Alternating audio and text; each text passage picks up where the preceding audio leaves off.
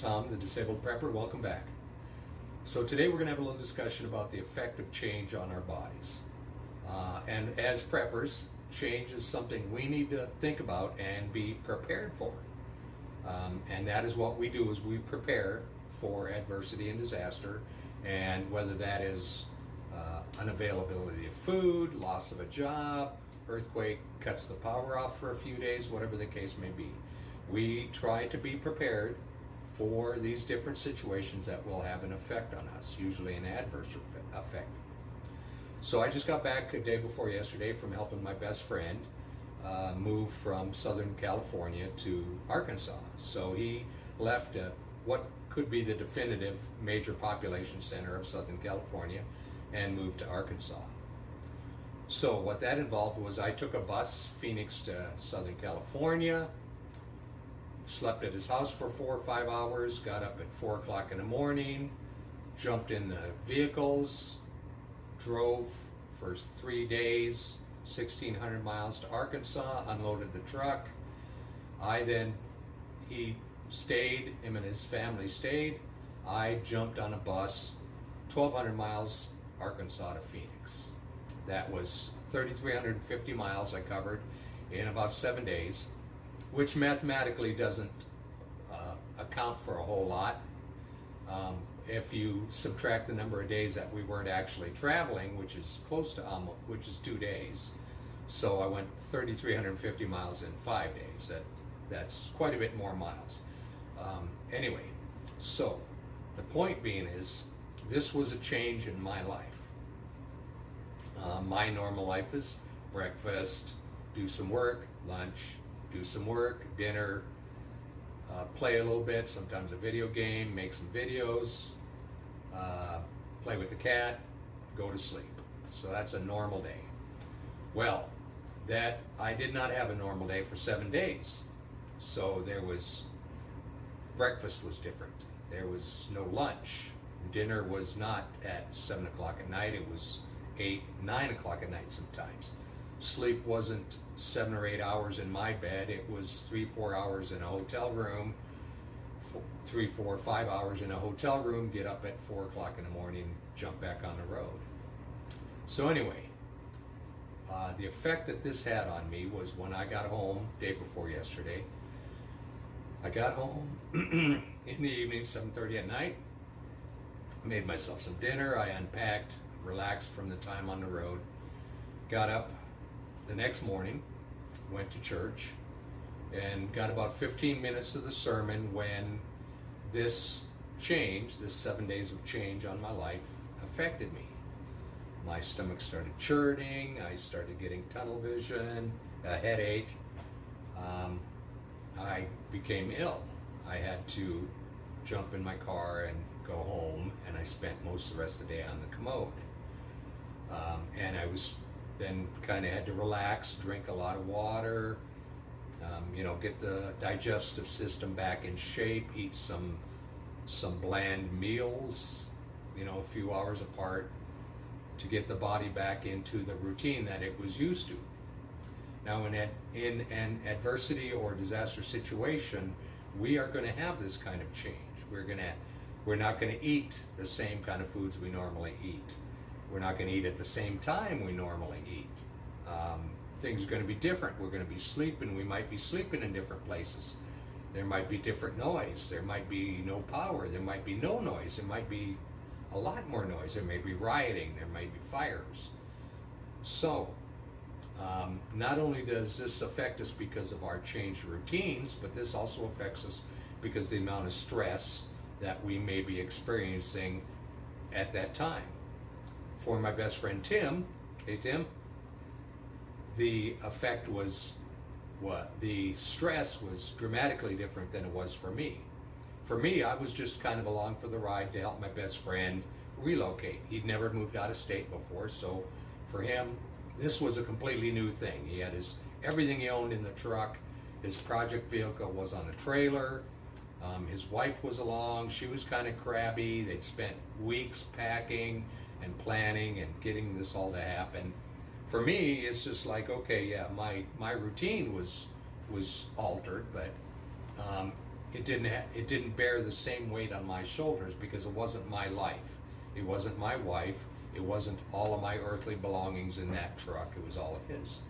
So the amount of stress on his shoulders was dramatically more than it was on mine. I don't know how this affected him once he finally got to where he was, but once I got home, as I said, it was a dramatic change. It was a dramatic effect on me. It affected my body because I wasn't eating my normal foods. We were eating McDonald's. We were eating different times. He didn't want to stop, so he was kind of encouraging me, don't drink anything, don't eat anything, because if you eat and drink, you got to poop, and that means, or pee, and that means you got to stop. He didn't want to stop. He wanted, okay, and I completely understand the reasoning behind that. So, in an adversity or disaster situation for us, these things are going to happen to us, and we need to be mentally and physically prepared for these different things that are going to affect us. One of the things I commonly hear on the internet is that MREs will plug a person up, meaning that if you eat MREs, you will become constipated. Whether that's true or not, I don't know, because I haven't lived off of MREs as people in the military or those who happen to enjoy MREs for food do. We need to be prepared not only for a change of life that adversity or disaster is going to bring to us, but we need to be prepared for the stress. We need to anticipate it. So we want to be ready for these changes. We want to do our best to maintain our original routine. For Tim, my best friend Tim, maybe he only eats breakfast and dinner, or maybe he only eats lunch and dinner, and maybe he eats a lot of McDonald's, so his body is more conditioned towards that type of food. I almost never eat McDonald's, so my body was less conditioned to that type of food, and I'm sure that that was part of what affected my my overall being. So we need to try to maintain, within reason, within our capabilities, the routine that we are used to, whatever that may be. We need to be prepared mentally and emotionally for the stress that these altered schedules and changes in life are going to bring to us. Like I say, for him, the stress was dramatically different than it was for me. However, the stress of doing 350 miles, most of that on a bus, and if you've ever ridden on a bus, have you ever ridden on a bus? You got a seat that's literally, I mean, I'm a thin guy, and my hips go from side of the seat to the side of the seat. There is almost no room in some of those buses, especially the one to LA. That was so cramped. And the guy next to me, of course, he brought his dog on the bus, and by the time, 10 hours later, by the time I got to LA, the frickin' dog was on my lap, and this guy was like shoving me over into the window with his hips. So anyway, so we need to try to maintain our routine as best we can within reason. We need to be emotionally and mentally prepared for the changes these are going to take. We have to anticipate the stress that these different things are going to bring on us. Out with the bad air, in with the good.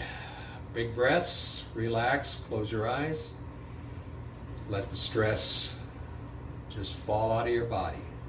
This is something we need to practice in an adversity or disaster situation, so that our body is better able to fight off the stresses that we are going to be encountering. And also, last but not least, we need to be prepared for, as they say, bugging out. Potentially, a disaster could actually remove us from our home. There may be martial law forcing us to stay in the home. Curfews, you don't get to go out as much.